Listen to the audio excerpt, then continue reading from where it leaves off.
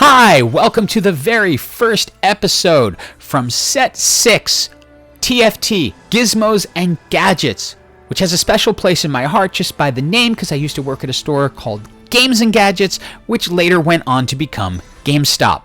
So a little bit of history there. Gizmos and Gadgets is a whole new thing, and I'm going to divide this video into 3 parts.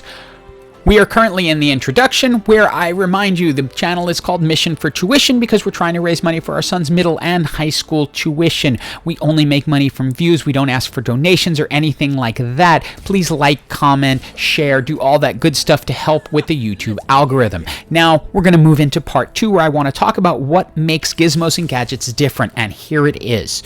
You get to select augments at 3 different parts throughout the match, and this is going to help you guide which way your build is going to go, and this is what I've been most excited about with this particular set, because you really have a lot more control. What augment you take is going to help you decide what build you're going to go for. In this case, I choose Weak Spot, which causes your attack to ignore armor and reduce healing, so it's a little bit like a Last Whisperer combined with a little bit of Merlinomicon. In this case, I chose it because I wanted my build to be more flexible. The other ones were very trait specific, which would have meant I would have had to go into those traits to have a solid build. But again, this is what makes this particular set exciting to me, is that you can do that. And I jokingly showed myself making a ZZ Rot because early on there was a bug where creating a ZZ Rot just flat out crashed the game.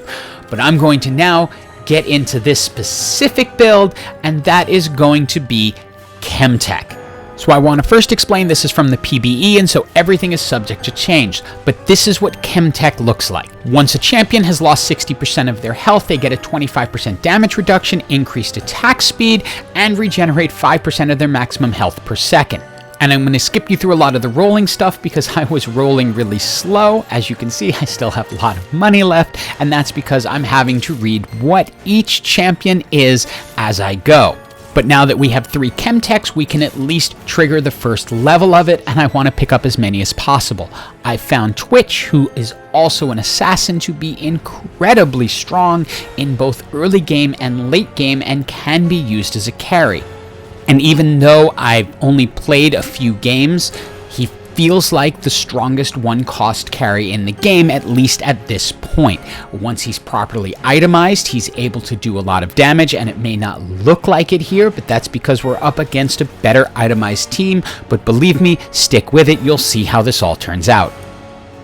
After rolling through my gold, I've locked for the additional assassin. I didn't have enough money to purchase him straight out, but since Twitch is an assassin, getting another assassin is going to be key. So you're essentially running Chemtech and assassins together. Now, in terms of this build, you do not end up needing a healing item on Twitch because healing is part of the Chemtech build. It just sort of comes naturally with it. Now, with attack speed on Twitch being super important, I'm going to pick up the bow because then I can hopefully make the Rage Blade if I could get the needlessly large rod. Sadly, I can't grab both at the same time, but it is now time to put out Talon and trigger that assassin buff. And I am not the first person to figure out how strong this build is, so as you can see, you're going to be facing competition for it, but it's ultimately going to be the augments that are going to sell it. This person has a slightly more itemized Twitch, so they're able to win right now. So it's now time to choose the second augment, and given the choices, the Thrill of the Hunt is the best for me. The Underdogs is good if you're running a Colossus build, because then you're likely going to have fewer players than your opponent. Smoke Bomb is great for Assassin, but Thrill of the Hunt is going to restore 300 health on a champion when you get a kill. And that's going to be key, especially for Chemtech, since you're not necessarily running healing items, but it will help keep them alive. Since Warwick also has natural healing as part of his kit, I decide to use him as my tank. Hopefully, as he gets kills and continues to do his ult, he's able to stay alive longer and hold things in place. Now you can see this start to come together, as Twitch is able to do a lot of damage in the backline, but every time he kills something, boom, 300 health comes back, allowing him to stay up longer and stay in against this team of Yordles. We go through the NPC round and have picked up some more items and get a choice of where to go next.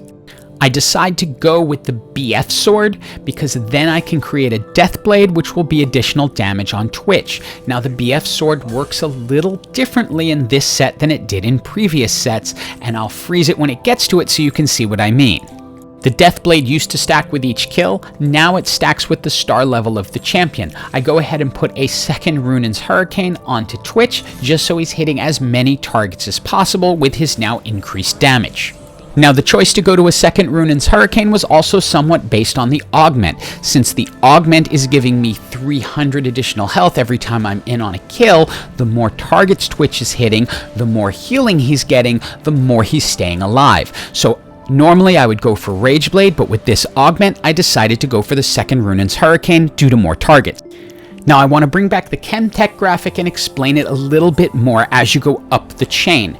At 3 Chemtechs, the entire buff lasts for 4 seconds. At 5 Chemtechs, it lasts for 8, at 7, 15, and at the full 9, it lasts all the way throughout the entire fight. At round 7-2, you get to pick your final augment. It's right after an NPC round. Here we have Celestial Blessing 2, which you get healing for, or you can get a Tome of Traits, which will give you some of the traits that you can't get with the spatula. But in this case, there's Instant Injection, which is specific to Chemtechs and allows their ability to trigger at the start of combat as well as when they hit the 60%. That's a no-brainer if you're running a Chemtech build, and it's going to make you supremely powerful. We throw the Sunfire Cape onto Warwick and a Spear of Sojin so he can cast more often. The Sunfire Cape, of course, will burn people, and he's going to be healing back both from the Chemtech buff and from his own ability. And as I said before, this is really the thing I found exciting about this particular set. These augments can change or enhance the way your build is going. It can allow you to pivot with a lot more ease than in previous comps, and even though this particular fight isn't going that well, I'm pretty confident for the future because I've just 2-starred my Zac. Remember I talked earlier about some teams having less champions out than others. For example, this team is a Colossus team. They only have 5 champions on the board. That's because Scion and Cho'Gath are Colossuses and take up 2 champion slots. In this case, I'm going to win mainly because my Twitch is hitting so many people at the same time along with that Death Blade. It really helped there.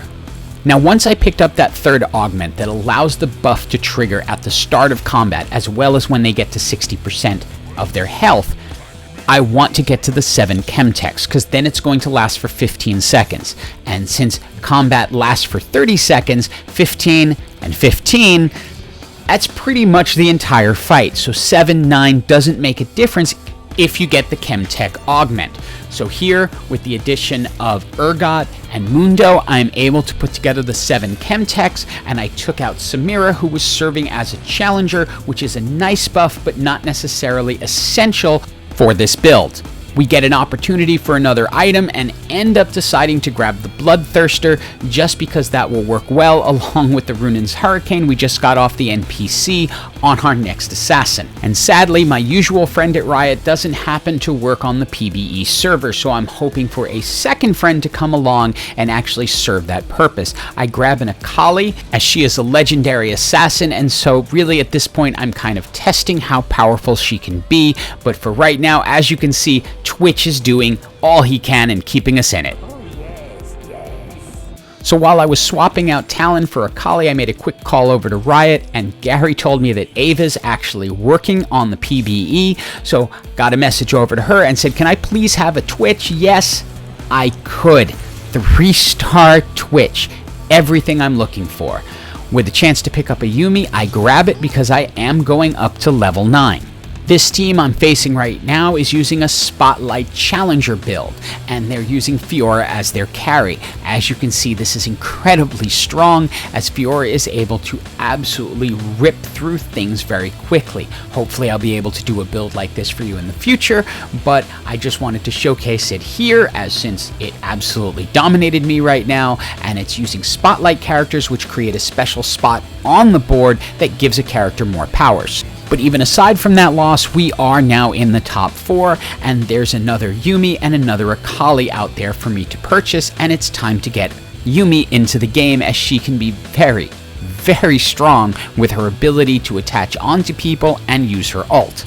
Ava gifts us with one final item choice, and I'm looking at that Zeke's Herald because I want to speed up Twitch's attacks as much as possible. I'm counting on him to be the carry, so we bring Yumi down, put the Zeke's Herald onto her, and throw them in between the two assassins. Ava was also nice enough to give us the 2-star Akali and the 2-star Yumi to go forward.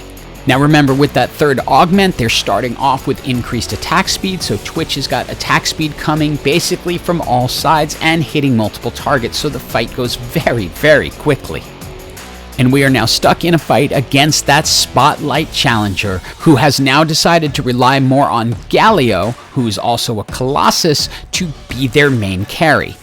I make a quick call over and say, hey, look, I could really use a 2-star legendary Chemtech, and there it is. I get Victor, who's a legendary Chemtech Arcanist, which will complete this build, because now I also have Scholar, which will help them build mana more quickly. It works pretty much the same as Invoker in the last patch. I aimed as to go over to their Spotlight Champion as quickly as possible so that I can get the jump on them and hopefully take them down. It's really Yumi who's going to save the day here. When she casts, she stuns them long enough that with the increased attack speed, we're able to take over and win. Chemtech is very, very, very strong right this moment, but of course everything is subject to change because this is the PBE. Hope you enjoyed the video and have an absolutely awesome day.